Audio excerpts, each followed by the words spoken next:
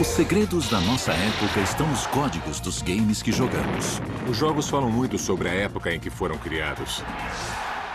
Videogames são uma forma de arte expressiva e representativa. Uma forma de arte que nasceu num período de muitos medos. No one can foresee precisely what costs or casualties will be incurred. Não é legal que uma coisa como a tecnologia da Guerra Fria pôde, de uma maneira até contraditória, gerar uma coisa que transformou o bélico em diversão? Os videogames podem nos levar ao futuro de olhos bem abertos.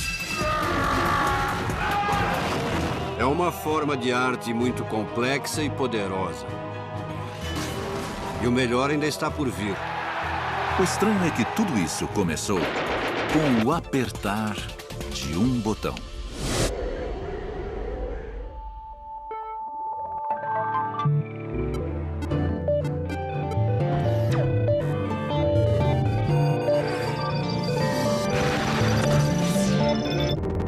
A era do videogame.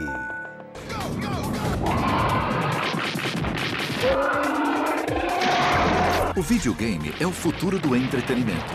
Uma indústria multibilionária que arrastou o nosso mundo para o domínio digital. O videogame não é apenas arte, também é cultura, criatividade. Ele representa de várias maneiras uma estrutura bem mais complexa do que a de um bom filme. Para começar, as CPUs são ótimas hoje em dia e muito rápidas. As placas de vídeo velozes tornam os jogos muito envolventes. As telas estão maiores e você se sente dentro do game. Atenção, câmera, Produzir um videogame hoje em dia é como produzir um filme. E ação! Envolve 100 ou 150 pessoas e custa 10 milhões de dólares. Corta mais uma vez.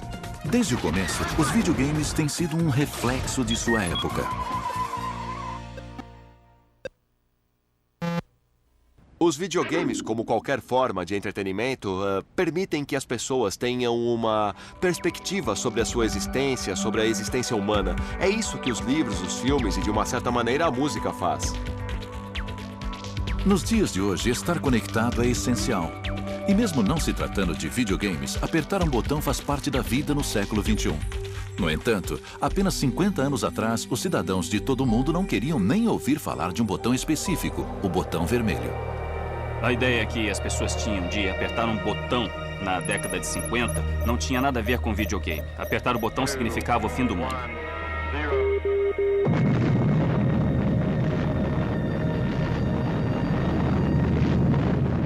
Eu morava perto de uma base aérea chamada Hill Air Force Base. A gente achava que era um dos grandes alvos. A gente sentia muito medo na Rússia. Havia até um curso especial nas escolas e depois nas faculdades que ensinava técnicas de defesa civil e como agir em caso de algum tipo de ataque de destruição em massa. The Cold War is becoming evident. With about 5 million Red Army troops and 2 million internal security. Os países viviam sob a ameaça da Guerra Fria. No início, a tecnologia da informática surgiu como expressão do medo coletivo. No one can foresee precisely what course it will take, or what costs or casualties will be incurred. A Guerra Fria era um permanente estado de conflito diplomático entre o mundo comunista e o mundo capitalista. Chamava-se Guerra Fria porque, na verdade, nunca resultou em conflito armado. President Kennedy ordered a blockade of Cuba and demanded that Russia remove this threat to peace. A Guerra Fria se tratava de opor uma simulação contra a outra, e os jogos usavam a tecnologia da simulação. Ela é usada para imitar o mundo real e prever os resultados. Até certo ponto, era isso que acontecia em Washington e Moscou. Era uma versão global do jogo de batalha naval. To protect the future of America, the defense techniques of tomorrow had to be discovered now. A Guerra Fria não passou de uma simulação, porque a guerra não se concretizou. Só havia a possibilidade de batalhas no futuro, além do medo da guerra e de suas consequências. Estas simulações virtuais e os primeiros computadores da Guerra Fria refletiam os temores, mas não traziam o alívio. O jogador não podia controlar os mísseis. As pessoas gostam de mundos previsíveis, com consequências previsíveis ou, pelo menos, consequências controláveis e da sensação de que, se você tiver habilidade, poderá controlá-las. Isso traz satisfação. O mundo em geral é bastante incontrolável e, algumas vezes, até ameaçador. O primeiro jogo de computador logo surgiria com a tecnologia da Guerra Fria. E o mundo, simulado ou real, nunca mais seria o mesmo.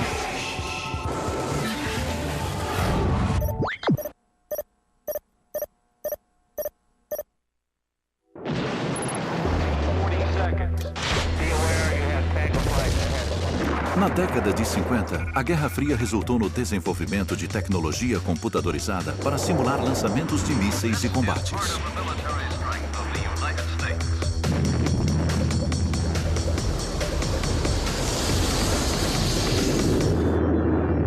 Enquanto os preparativos para a guerra se intensificavam, um jovem físico que trabalhava em um laboratório nuclear mudou para sempre a visão que o mundo tinha do botão. Em 1958, William Willie Higginbotham, que havia trabalhado na primeira bomba atômica, transformou duas linhas rudimentares e uma bola na primeira experiência interativa de entretenimento em computador, o tênis para dois. Todo fim de semana, as pessoas competiam para ver quem inventava a coisa mais legal. E Willie Higginbotham teve a ideia de transformar o osciloscópio em um jogo de tênis. Era a expressão de uma certa energia rebelde adolescente trabalhando em paralelo com projetos militares. Era um equipamento muito caro na época e foi transformado em um jogo. De repente, os computadores ganharam uma utilização que ia além dos cálculos militares. Mas conforme a guerra evoluía, também evoluíam os jogos e os jogadores. Laika, first space traveler was ready for the takeoff. And here it is. Eu lembro do burburinho gerado pelos cachorros que foram para o espaço. Eu até me lembro dos nomes, sabia? Belga, Strelka, alguma coisa assim. Shortly after Laika's flight, the Russian Men in Space program began. The same centrifuge that tested Laika was now adapted for human experiments. Com certeza, o voo de Gagarin foi um grande evento em 1961. Major Yuri Alexeyevich Gagarin was launched into orbit around the Earth. Yuri Gagarin deu o primeiro passo para a conquista do espaço pela União Soviética. Mas os norte-americanos estavam bem perto. We choose to go to the moon in this decade and do the other things. Not because they are easy, but because they are hard. A Guerra Fria se transformou em corrida espacial e influenciou profundamente Steve Russell, um programador do MIT que levou o videogame para um novo domínio, criando sua própria guerra espacial. A corrida espacial estava nos noticiários e, lógico, naves espaciais decolando e explodindo era uma coisa difícil de não se notar. Além disso, eu tinha acabado de ler uma série de histórias em quadrinhos. Eram historinhas de ficção científica que mostravam os heróis voando pela galáxia e inventando novas tecnologias enquanto eram perseguidos pelas forças do mal. Antes de combater as forças do mal, Steven Slug Russell precisou aprender a dominar o desajeitado computador PDP-1. Este é o PDP-1, o primeiro computador que eu conheci. Como qualquer PC moderno, ele pode ser ligado com um único toque. Na época era considerado um microcomputador porque era tão pequeno quanto uma geladeira. Custava $120 mil e fazia operações simples, como digitação e funções de calculadora. Os programas eram caros, então ele era uma máquina de escrever e calculadora bem cara. Ele não fazia nada de espetacular, era meio sem graça. Então devem ter pensado, não, a gente pode fazer uma coisa bem mais legal com esse PDP. A gente acabou inventando duas naves espaciais que jogavam torpedos uma contra a outra. Legal. Mas isso tá meio chato, não dá pra explodir nada. Se Tênis para Dois era uma distração despretensiosa da Guerra Fria, o jogo de Steve Slug Russell era uma expressão direta da corrida espacial e do medo generalizado da guerra espacial. Era um reflexo da época. Existia aquela paranoia com os soviéticos, um medo de os comunistas atacarem. O jogo atingia diretamente o inconsciente coletivo da sociedade e dizia: estamos com medo, a guerra pode estourar. Foi um acontecimento notável e à frente do seu tempo, e ele me influenciou profundamente. Foi o jogo de computador mais popular durante 2 anos, até porque era o único que existia.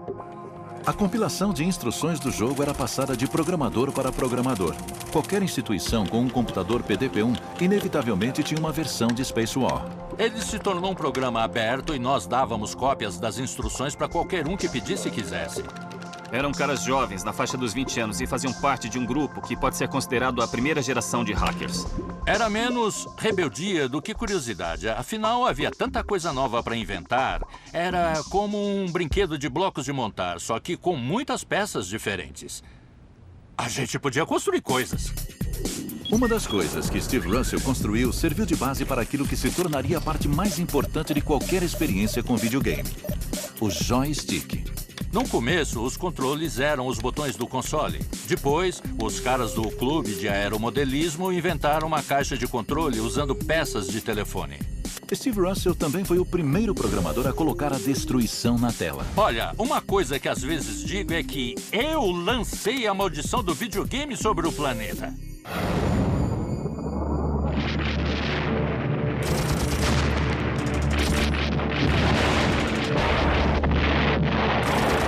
Com os conflitos da Guerra Fria na Coreia, em Berlim e no Vietnã, a década de 60 ameaçou levar o mundo ao caos. E a televisão estava presente para documentar os lances do combate. Mas não havia como interferir no que acontecia na tela. A televisão nos mostrou cenas de completo desespero. A TV havia se tornado a visão do napalm e das criancinhas vietnamitas correndo das bombas. A televisão virou uma máquina da dor. E uma máquina da dor que não permitia nenhum tipo de interferência. Many U.S. colleges see the Nixon move as a red flag. They'd been demanding that the U.S. get out of Southeast Asia. Naquela época, na década de 70, a televisão era uma mídia muito passiva e fria. And Nixon seems now to be digging in. It's like putting a match to a giant fuse, zigzagging across the nation. A televisão era uma fonte estática de notícias ruins, que um homem e uma ideia mudariam para sempre. E, de repente, o videogame se transformou numa mídia atraente. Você podia controlar o que estava na tela. Ralph Baer, considerado um dos maiores inventores no mundo do videogame, criou o primeiro console caseiro, o Magnavox Odyssey. Acho que a principal diferença entre o que os outros fizeram e o que eu fiz foi que tive a visão de que existiam 40 milhões de televisores no país que não faziam nada além de sintonizar 2 ou 3 canais locais. The Magnavox company has come up with an electronic game simulator that will transform the family TV set into a playground. Eu não conseguia acreditar. Eu pensava, em casa? Na televisão? Videogames? Esse é um mundo maluco. Esse negócio é o futuro. Mesmo antes de mudar a cara da televisão, Baer havia vivido a realidade da guerra. Ele fugiu da Alemanha nazista com a família antes do Holocausto e depois se alistou para lutar na Segunda Guerra ao lado dos norte-americanos. O fato que influenciou profundamente Baer e a história do videogame foi a sua transferência para a Normandia, na França, onde trabalhou como interrogador. Lá viveu cercado por ferramentas de guerra. Havia armas por toda parte. A maioria havia sido trazida do norte da África pelos britânicos. Para todo lado que olhava, eu via armas. Eu me sentia atraído pelas armas de fogo. Elas têm história, são fascinantes e são objetos mecânicos. Eu voltei da guerra com 18 toneladas de pequenas armas de fogo. Mas Baer havia ganhado mais do que um acervo de museu. Para lidar mentalmente com a guerra, ele despertou um amor inato pela interação com a tecnologia. Uma habilidade que o levou para a Sanders Associates em 1958. Na época, os eletrônicos serviam para defesa. E Ralph Baer era um jovem engenheiro que trabalhava ali com formação em tecnologia da televisão. Baer foi contratado para desenvolver tecnologia militar para a Guerra Fria. Mas em seguida começou a trabalhar com a caixa marrom. Era o protótipo do primeiro console caseiro de jogos, o Magnavox Odyssey. A caixa vinha com 7 jogos diferentes e permitia a ligação de diferentes acessórios. Nós produzimos um jogo que era fascinante e ele sobreviveu. Pode ser jogado até hoje porque ainda é divertido e usa somente símbolos rudimentares na tela. Vamos usar uma estratégia conservadora e ver o que dá. Vou tentar a jogada inglesa. Ups! Droga! Ralph Baer mudou para sempre a maneira como o mundo vê a televisão. E assim como aconteceu com os pioneiros, toda a diversão era financiada por dólares norte-americanos. Quem trabalha em empregos sérios e tecnológicos está sempre em busca de diversão no trabalho. E foi assim que o videogame nasceu. Alguém resolveu brincar com o osciloscópio e acabou inventando o tênis para dois. E o Ralph Baer, principalmente, que trabalhava em um ramo tão sério, eu imagino que de vez em quando ele parava um pouco para curtir toda aquela tecnologia com que trabalhava, em vez de usá-la apenas para destruição.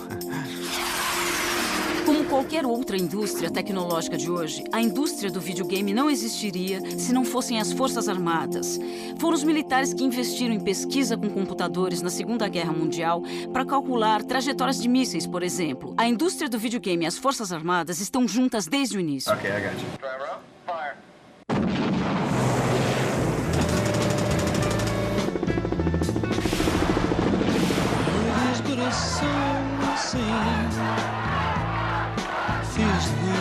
No final dos anos 60 e início dos 70, o movimento da contracultura fez surgir uma nova geração de empreendedores do videogame.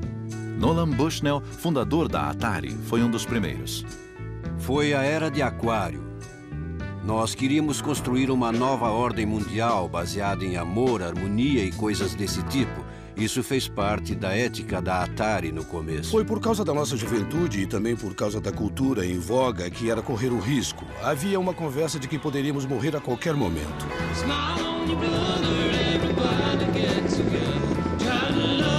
Havia uma atitude de aproveitar a vida ao máximo e de não deixar nada para amanhã. Nós fazíamos parte dessa cultura.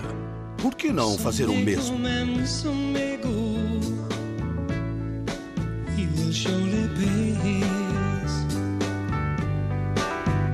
Quando se discute quem foi o criador do videogame, existe muita controvérsia, mas ninguém discute quem criou o negócio do videogame, a indústria do videogame. Foi Nolan Bushnell. Ele foi o primeiro cara a dizer: "Ei, a gente pode ganhar dinheiro com isso."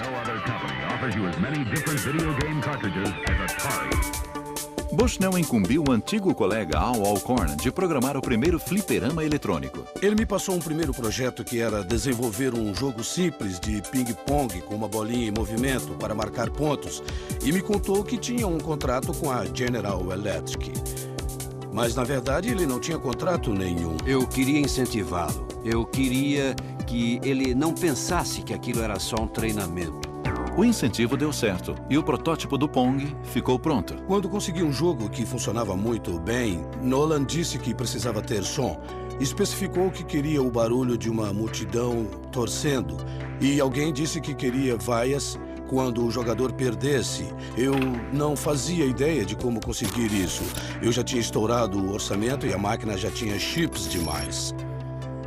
Eu comecei a cutucar um fio de amplificador no circuito até descobrir ruídos que pareciam adequados. E conectei os fios neles. Só precisava de meio chip para obter esses sons. E então eu mostrei ao Nolan. Ele terminou em 3 dias. Eu fiquei espantado. Ele era muito competente. A gente mudou só uma coisinha. Dependendo da parte da raquete que batia na bola, o ângulo mudava. E de repente um jogo meio chato se transformou em um jogo pra lá de divertido. Aquela pequena alteração foi uma mudança da água pro vinho. A Atari lançou o Pong no mercado mundial em 1972. Assim nascia a indústria do videogame. Pong foi o começo de tudo. Pong foi o primeiro videogame que as pessoas podiam jogar fora de um laboratório científico. Eu escrevi as primeiras instruções para o Pong, que eram: primeiro passo, inserir a moeda. Segundo passo, a bola é sacada automaticamente. Terceiro passo, não deixe a bola escapar para fazer pontos. Era só isso, muito fácil de jogar. O pessoal da minha época se lembra da primeira vez que jogou Pong, da mesma forma que as pessoas se lembram do assassinato de Kennedy, porque tínhamos o poder do pixel. Don't watch television tonight. Play it. Foi criado em um pub em Liverpool, na Inglaterra, e o meu pai, um belo dia, apareceu com um móvel bem grande que 2 caras estavam carregando para dentro do bar. Era desse tamanho. Claro que era o Pong, o ancestral de todo videogame. Outra coisa estranha do Pong é que era um jogo para 2 pessoas. Precisava de 2 jogadores. Não dava para brincar sozinho. Pong era um tipo de competição parecido com pedra, papel e tesoura. Era um jeito diferente de competir, de derrotar alguém e de provar que você era o maioral. Foi bem no início do movimento de liberação feminina. Women and all the minorities, that all of us must stand up together and say no more. Maybe the men aren't ready for it, but the revolution is on. The women of America are marching, more of them in the East than anywhere Era else. aceitável que as mulheres recém-liberadas entrassem em um bar e dissessem: quer jogar Pong? Eu pago. As mulheres têm uma coordenação dos músculos pequenos melhor do que a dos homens. Por isso, as mulheres jogavam Pong, em geral, melhor do que os homens. Foi a primeira vez, em muitos casos, que numa situação de igualdade, uma mulher podia vencer um cara. Para falar a verdade, as mulheres passaram a poder frequentar bares e ganhar dinheiro. Eu acho que o Pong surgiu numa época em que os Estados Unidos estavam passando por um momento histórico meio grave. Havia o Vietnã, o movimento pelos direitos civis e outras coisas. A década de 70 hoje parece muito mais frívola do que a de 60, que foi um período muito intenso. Mas eu não acho que os videogames tenham criado essa sensação de frivolidade. Acho que isso foi apenas o sintoma de uma tendência que as pessoas tinham de se recolher mais em casa e de convidar os amigos. Todo mundo estava meio sério e preocupado. Acho que essa é uma análise mais justa da época. Mesmo que tudo no mundo fosse perfeito, ainda haveria necessidade de diversão. O jogo faz parte da natureza dos mamíferos de todas as espécies. Cachorrinhos brincam, macacos brincam, seres humanos brincam em todas as partes do planeta. A gente brinca junto com os outros. Higginbottom, Russell, Bear, Bushnell, estes pioneiros, conscientemente ou não, canalizaram os nossos medos coletivos para suas criações virtuais. Era evidente que o mundo era maçante e o videogame se tornou a perfeita arma de distração em massa no mundo inteiro.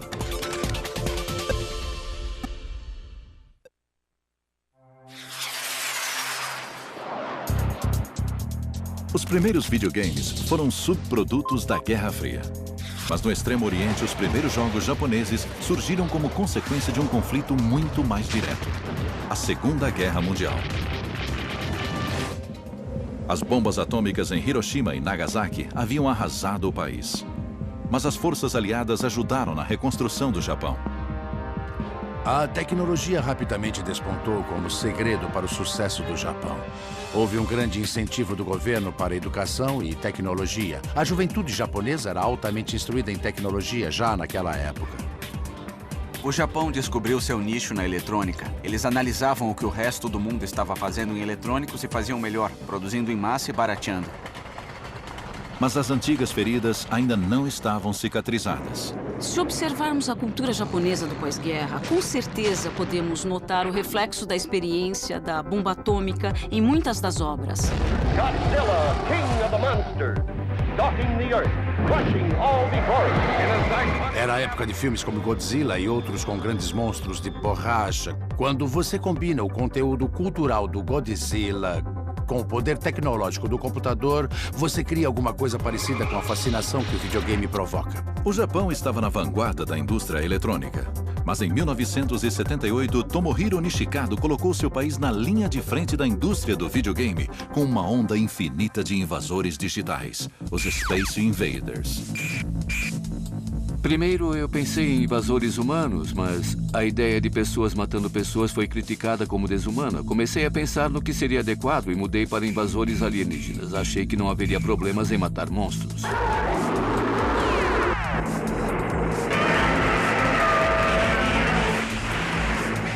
Eu acho que quando você olha para os Space Invaders, não é absurdo comparar os alienígenas que caem do céu com aviões sobrevoando o Japão. Claramente são armas de destruição em massa que estão vindo do céu. O que eu acho interessante no Space Invaders é que ele foi um dos primeiros jogos que mexeram com a fantasia. Quando você joga, tem a sensação de que sua área está sendo invadida e pensa, estes caras estão invadindo e estou na linha de frente para proteger a humanidade. Space Invaders mexeu com a mente dos japoneses. Milhões de adolescentes brincaram com o jogo e provocaram uma escassez de moedas de 100 ienes no Japão. O jogo foi um estouro e de um jeito que só poderia acontecer no Japão.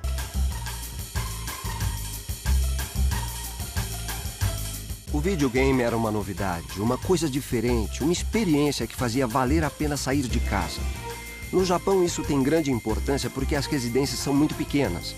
Os adolescentes de lá saem de um jeito um pouco diferente do que os americanos. Nós buscamos inspiração nos batimentos cardíacos para criar um dos efeitos sonoros do jogo. O tom grave da reverberação quando os invasores se aproximavam.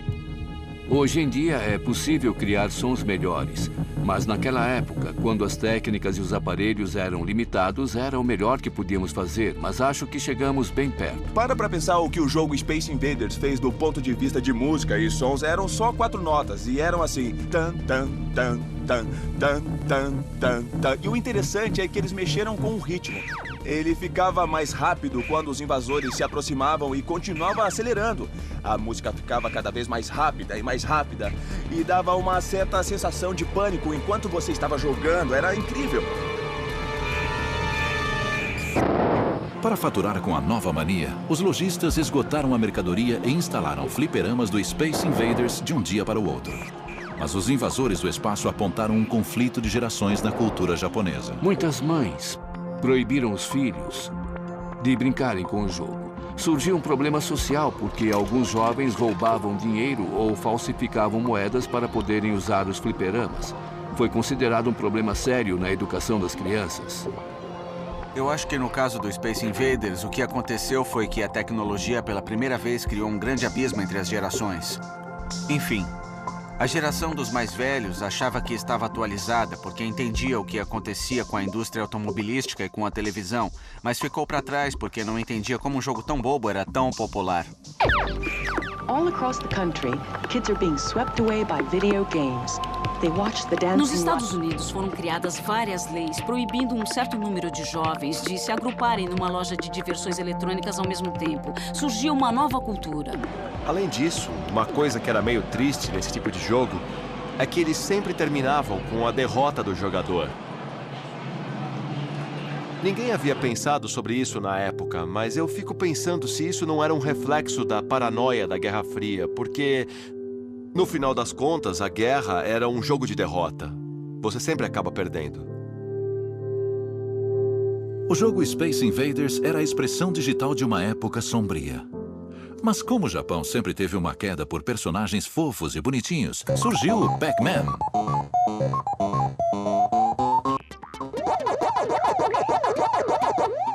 Quando o jogo apareceu, todo mundo achou ele tão colorido.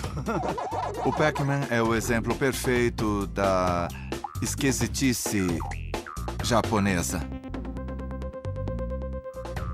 Personagens de videogame são carismáticos, mas na cultura ocidental, em vez de carismáticos, eles são considerados infantis. É uma cultura que tem mais tolerância pelo bonitinho do que as culturas ocidentais. Pudemos observar isso ao longo de toda a segunda metade do século XX. De uma certa forma, reflete o poder de compra das garotas japonesas. Toru Iwatani era um jovem designer de uma empresa de videogame japonesa, a Namco, antes de criar a primeira superestrela da história dos videogames. Há mais de 20 anos, em 1980, o Pac-Man foi lançado.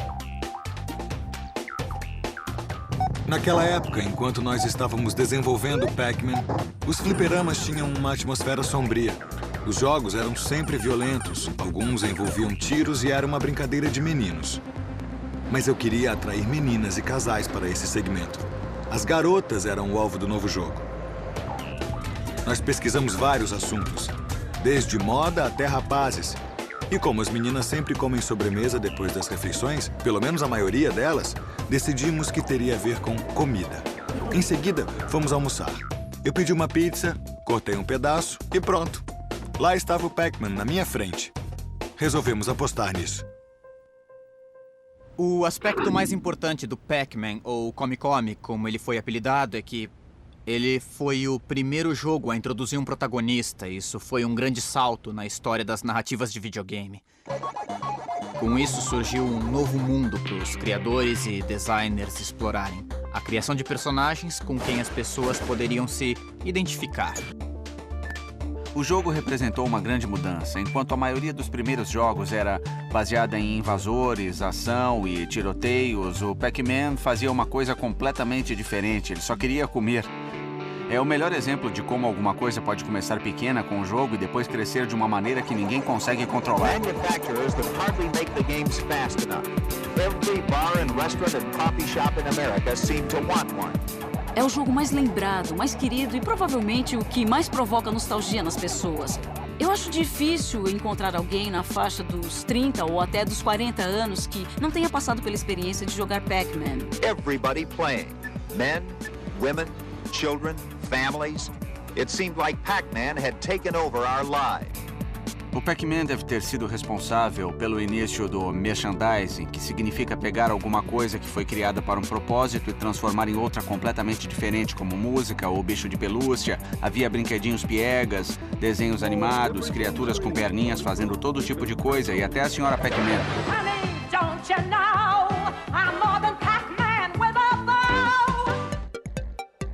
O Pac-Man foi adorado e bem aceito durante muitos anos. E as vendas nunca caíram. Já se passaram mais de 25 anos e o Pac-Man continua aí. Está durando um tempo incrivelmente longo.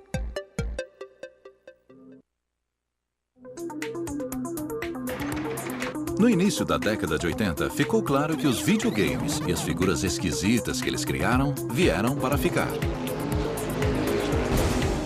Eu acho que os videogames são uma forma de arte expressiva e representativa. Acho que eles representam as nossas crenças, atitudes e uma série de questões com as quais lutamos em determinados momentos da vida. Acredito que eles podem ser doutrinas sociais ricas. O desafio é como interpretá-los, porque ao contrário de um filme onde o diretor expressa um ponto de vista particular, o videogame está sujeito a mudar de acordo com a escolha do jogador. Um novo mundo estava surgindo e não afetava apenas os jogadores de videogame. Também afetava seus criadores. A Atari era uma típica empresa do Vale do Silício já na década de 70. Nós definimos um estilo de vida sem terno nem gravata. E mesmo assim o negócio era sério e lucrativo. O ambiente não era rigoroso e nós tratávamos bem os funcionários, porque os considerávamos nosso patrimônio mais importante. Não dávamos importância para o horário de trabalho. Você podia chegar ao meio-dia ou sair à meia-noite. Não havia problema. Era uma verdadeira meritocracia. You want to be successful. The single most important thing that you have to be is a doer.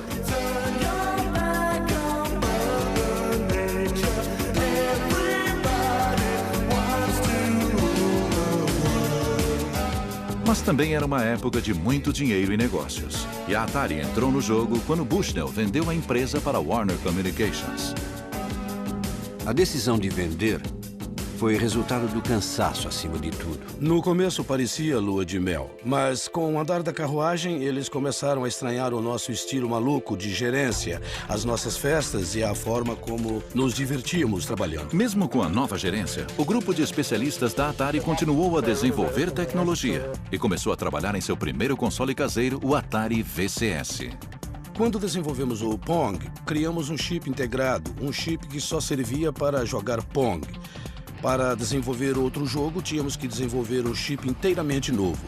Cada vez que desenvolvíamos o chip, eram necessários 9 meses de trabalho de engenharia. Então pedimos para o nosso grupo de pesquisadores de Grass Valley criar em 3 meses o protótipo daquilo que se tornou o VCS.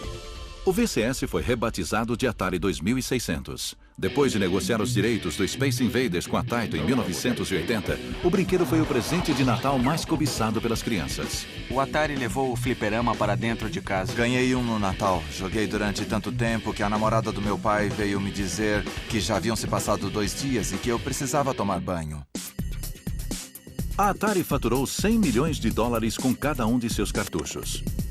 Mas o novo ambiente corporativo da empresa estava destruindo aos poucos os alicerces artísticos que lhe davam sustentação. É interessante o fato de ter surgido uma certa raiva entre a gerência da Atari, principalmente depois que ela foi comprada pela Warner, e os programadores. Como recebiam salários de até $20 mil por ano para desenvolverem os jogos, que se tornavam cada vez mais lucrativos, os criadores começaram a questionar por que não levavam um mérito. Eles tinham medo de fortalecer as pessoas. Eu acredito que as pessoas merecem ser valorizadas no ambiente de trabalho. Aquele tipo de hierarquia que surgiu era justamente o que havíamos tentado evitar inicialmente dentro da Atari. Bom, pouco tempo depois, 4 caras saíram, montaram uma empresa chamada Activision e começaram a vender os seus próprios cartuchos que eram ótimos. Esse foi o fim do monopólio da Atari. Eu me tornei insuportável para a gerência da Atari, porque comecei a chamá-los de idiotas. Mas não é nada bom fazer isso com caras que são de Nova York e andam de terno. Isso culminou em uma reunião do conselho no meio do ano, e eu fui demitido em janeiro do ano seguinte.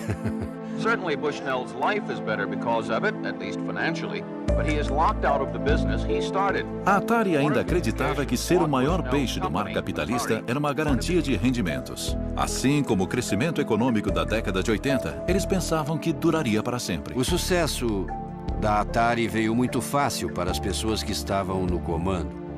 Eles não perceberam que era preciso tomar cuidado e acharam que não precisavam se esforçar muito. O Atari perdeu a graça.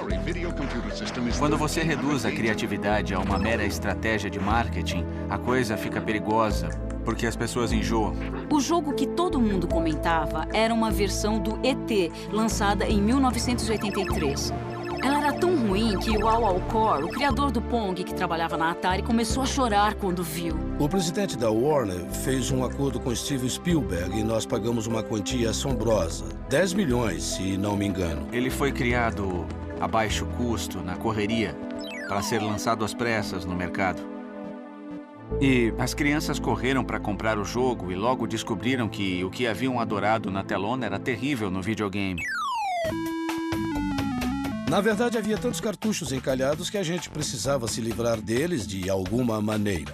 Eles foram jogados em um aterro sanitário, mas a notícia se espalhou e então a Atari mandou cobrir o aterro com cimento para dar um sumiço neles, com a desculpa de que eram cartuchos defeituosos. O único defeito era que eles não vendiam. Pois é, a coisa ficou feia perto do fim. Sales of Atari video games dropped off sharply. Em 1983 foi o ano do grande desastre. No final da década de 70, quando você conversava com as pessoas que fabricavam games, elas diziam que nesse ramo era só tirar um jogo novo para cima e esperar o dinheiro cair de volta. Então o que aconteceu foi que todo mundo tentou entrar no mercado. Eram muitos concorrentes. Dezenas e dezenas de empresas. O público ficou tão saturado com os jogos e vários deles eram tão ruins que as pessoas perderam completamente o interesse pelo brinquedo. No matter how great the graphics sounds are, still there's something a little bit boring right now about shooting a Martian or something. The big crash. Not since 1929 has an industry fallen so far, so fast. The victim of oversaturation. No final, a baixa qualidade dos cartuchos para o Atari 2600 e o surgimento de jogos para computadores pessoais foram demais. A indústria do videogame havia se estabelecido como um negócio legítimo, e como qualquer negócio tinha momentos bons e ruins. Tornar-se obsoleto era só uma questão de tempo. Foi o que aconteceu com a Atari, uma morte repentina e dolorosa, mas eu já sabia. Ela já estava morta para mim em 1981, mas foi em 1983 que realmente acabou acontecendo. Burrice. Eu ganhei mais dinheiro vendendo as ações da Warner, porque previ o que aconteceria, do que ganhei com a venda da Atari. Não, isso é mentira. Mas eu me dei muito bem, vendendo as ações de qualquer forma. O jogo foi reiniciado, e as portas estavam abertas para qualquer um que tivesse interesse por videogames e cabeça de programador. A aventura estava começando.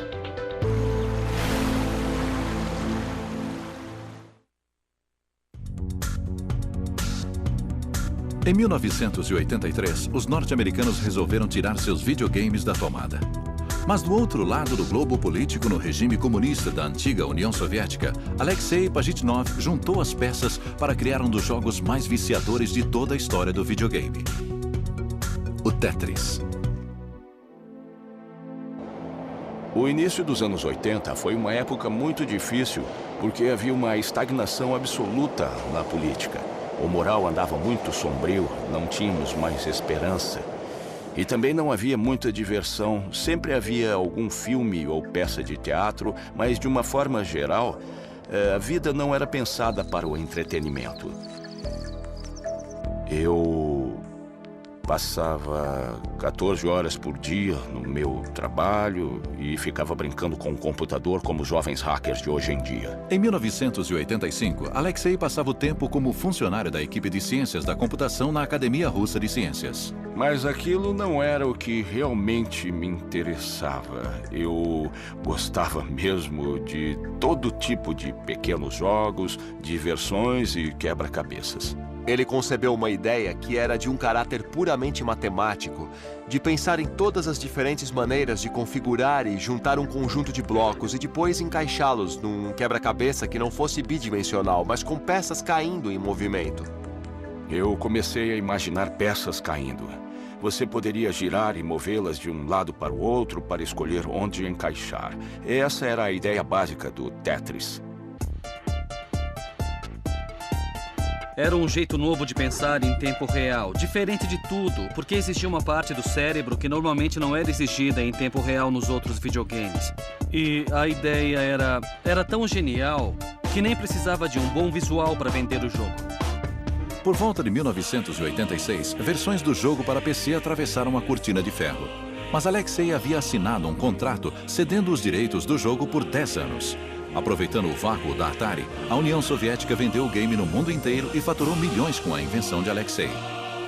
Isso acontecia com tudo. As pessoas não tinham direitos sobre aquilo que produziam ou faziam. Tudo era tirado delas. Eu não queria brigar pelos meus direitos. Eu preferia ver o jogo ganhar o mundo. Play Tetris, my friends. Apesar da pose das superpotências mundiais na Guerra Fria, o Tetris foi imediatamente bem recebido nos lares e escritórios de todo o mundo. Se você jogar bastante, como eu joguei na época do lançamento, você começa a sonhar em Tetris. Eu tenho uma visão Tetris. Eu olho a paisagem e penso, aquilo pode se encaixar ali. Você começa a montar o mundo. A grande sacada do Tetris é que não depende de culturas. Acho que foi por isso que se espalhou ao redor do mundo. Foi adaptado para os joguinhos portáteis e foi a febre do momento. Como uma música que não saía da nossa cabeça. Por um lado, eu poderia comprometer a seriedade da indústria da informática. Mas eu consegui deixar esse mundo da computação tão divertido que ninguém poderia ficar contra o jogo. Mr. Gorbachev, tear down this wall. Em 1989, caiu o Muro de Berlim. E poucos anos depois, a União Soviética. O conflito da Guerra Fria que havia lançado os videogames estava terminado. Alexei se mudou para os Estados Unidos em 1991. E em 1996, os direitos do Tetris voltaram para o seu criador. Agora eu vivo de renda e de vez em quando invento algum jogo com os meus amigos. No restante do tempo, eu fico lendo livros e me divertindo.